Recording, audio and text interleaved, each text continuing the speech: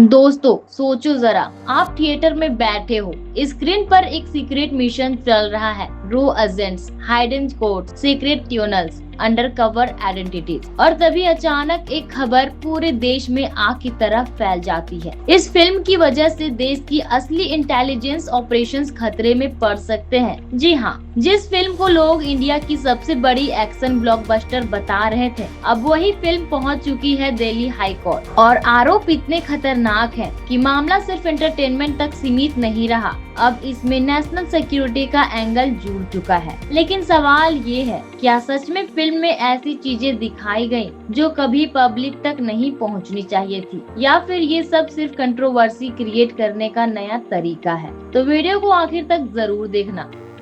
पिछले कुछ दिनों से ये फिल्म बॉक्स ऑफिस पर तूफान मचा रही थी। सोशल मीडिया पर लोग इसे इंडिया की मोस्ट रियलिस्टिक स्पाई फिल्म बता रहे थे। लेकिन इसी बीच अचानक एक PIL यानी public interest litigation Delhi high court में दाखिल हो जाती है और यहीं से शुरू होता है पूरा बवाल। रिपोर्ट्स के मुताबिक पेटिशन में दावा किया गया कि फिल्म में ऐसे सेंसिटिव इंटेलिजेंस डिटेल्स दिखाई गई है जो इंडिया की सिक्योरिटी एजेंसीज के ऑपरेशन से मिलती जुलती है। अब सोचो, अगर कोई मूवी सिर्फ मूवी ना रह जाए बल्कि उसमें ऐसी चीजें दिखने लगे जो असल ऑपरेशन से इंस्पायर्ड हो, तो कंट्रोवर्सी होना तय है। पेटिशंस में कहा गया कि फिल्म में डीप कवर एजेंट्स की walking style, secret mission protocol, surveillance pattern और टैक्टिकल ऑपरेशंस मेथड्स बहुत डिटेल में दिखाए गए हैं। इतना ही नहीं, कुछ रिपोर्ट्स में तो ये तक कहा गया कि फिल्म की वजह से कुछ इंटरनेशनल एजेंसीज अलर्ट मोड में चली गई।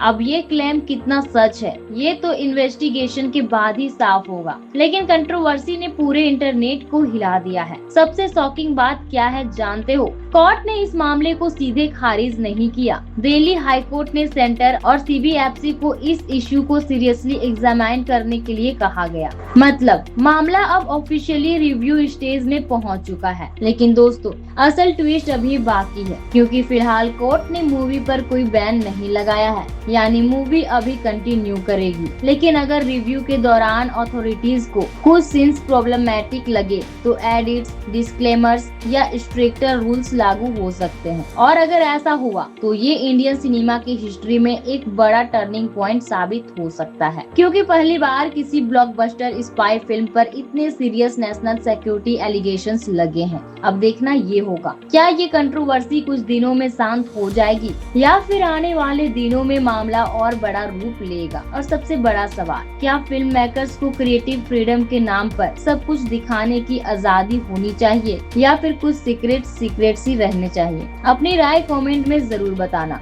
अगर वीडियो पसंद आई हो तो लाइक और शेयर जरूर करना, और ऐसी ही एक्सक्लूसिव एंटरटेनमेंट अपडेट्स के लिए चैनल को सब्सक्राइब करना मत भूलना। मिलते हैं अगली वीडियो में, तब तक के लिए देखते रहिए TZS एंटरटेनमेंट।